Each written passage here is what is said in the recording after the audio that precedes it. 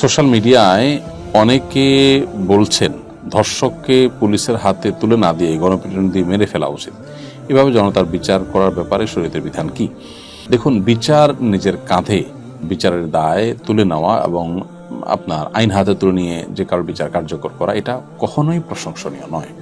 যত ভালো যুক্তি এখানে দেয়া হোক না কেন, এটা অনাচারের রাস্তাকে উন্মুক্ত করবে। এর ফলে একজন আরেকজনের বিরুদ্ধে আপনার শত্রুতা উদ্ধার করার চেষ্টা করবে, এ ধরনের অভিযোগ তুললে যে কেউ যে কাউকে আঘাত করার চেষ্টা করবে। এর ফলে সমাজ কিন্তু অস্থিতিশীল হবে, সমাজ কিন্তু অশান্তির দিকে যাবে। সেই জায়গা থেকে যথাসম্ভব এ ধরনের কালচার এটা বন্ধে আমাদের উদ্যোগ নেওয়া উচিত।